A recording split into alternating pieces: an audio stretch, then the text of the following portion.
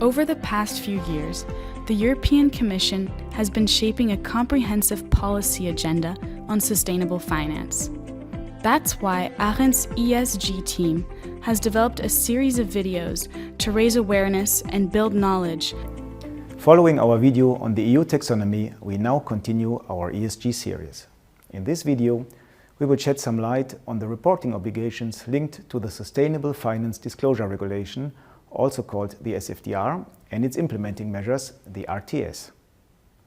The SFDR and its RTS implement a mandatory template for a statement that must be published on the websites of financial market participants by 30 June each year, containing information on the reference period from the previous calendar year.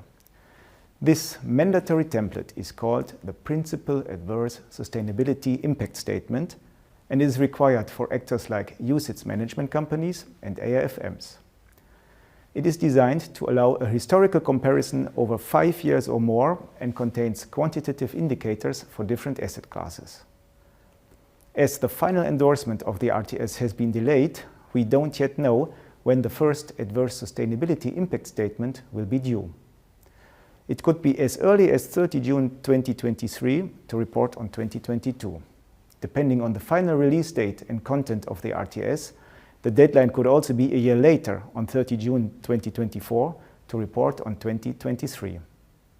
Either way, a principle-based obligation set out in SFDR Level 1 to include a description of any actions taken or, where relevant, planned in relation to the principal adverse sustainability impacts in a statement to be published on the website is already in force since 10 March 2021. This means that challenges may arise if reporting templates remain unavailable for too long. What we know for sure is that soon new data and calculations will be needed to perform sustainable investment reporting and for transparency. The second reporting obligation is for products classified under Article 8 or 9 of the SFDR. For these products, another mandatory template must be used in order to display sustainability progress in the product's annual report. It will show how sustainability characteristics have been promoted and will include indicators and enable a historical comparison. It will also show the proportion of sustainable and taxonomy-aligned investments. The obligation to use the template provided in the RTS could apply sooner than expected.